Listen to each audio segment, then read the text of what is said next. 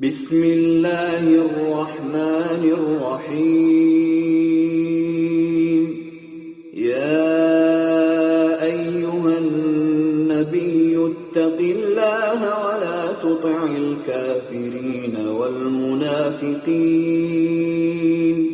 إن الله كان عليما حكيما واتبع ما يوحى إليك من ربك إن الله كان بما تعملون خبيرا وتوكل على الله وكفى بالله وكيلا. Au nom d'Allah, le tout miséricordieux, le très miséricordieux, ô prophète, crains Allah et n'obéis pas aux infidèles et aux hypocrites, car Allah demeure omniscient et sage, et suis ce qui t'est révélé émanant de ton Seigneur, car Allah est parfaitement connaisseur de ce que vous faites, et place ta confiance en Allah, Allah te suffit comme protecteur.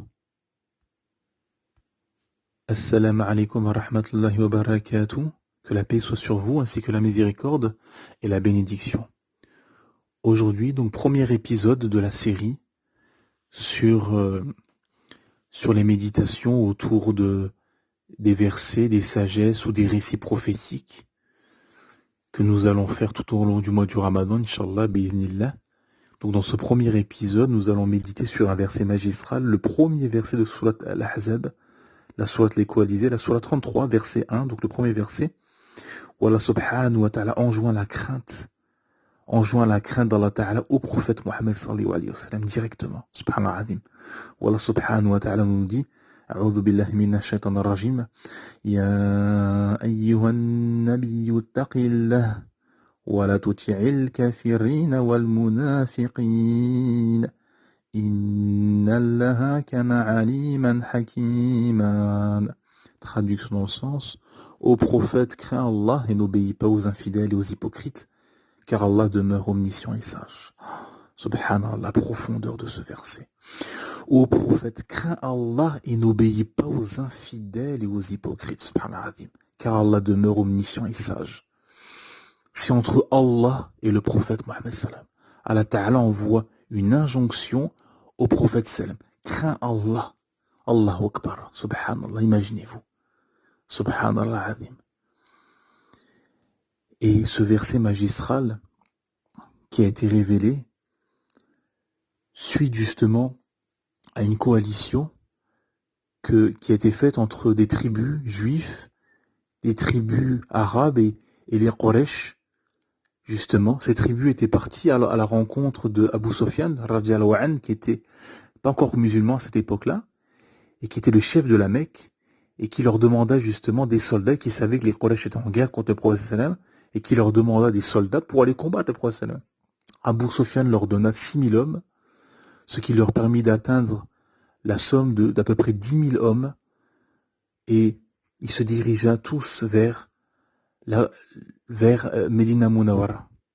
La coalition de ces tribus, donc, qui était pour but de combattre le prophète sallam et combattre un sahaba et combattre l'islam finalement, et qui était 10 000 personnes armées jusqu'aux dents, avec des montures, etc., qui se dirigeaient vers Medina Munawara. Et enfin, ce prophète sallam et les sahaba étaient beaucoup moins nombreux, beaucoup moins armés. Alhamdulillah, ils ont fait des tranchées, ils ont usé de cette stratégie justement pour contrecarrer les plans de leurs ennemis. Ils ont fait des tranchées tout autour de Médine pour justement les contraindre pour les empêcher de rentrer à Médine. Alhamdulillah. Et alhamdulillah, ce qu'il faut comprendre et méditer et se mettre à la place justement des sahaba et du prophète sallam. Car imaginez-vous, vous êtes au milieu du désert, vous avez fait la hijra, vous avez quitté vos terres, vous avez abandonné vos terrains, vos familles, et vous avez quitté la Mecque déjà, vous êtes à Médine, et vous avez une armée de 10 000 personnes qui viennent pour vous massacrer, vous assassiner. Vous êtes au milieu du désert, etc. Subhanallah azim. Faut se mettre à leur place et méditer et se dire waouh, c'est se mettre à leur place et réfléchir et se dire waouh, ça a été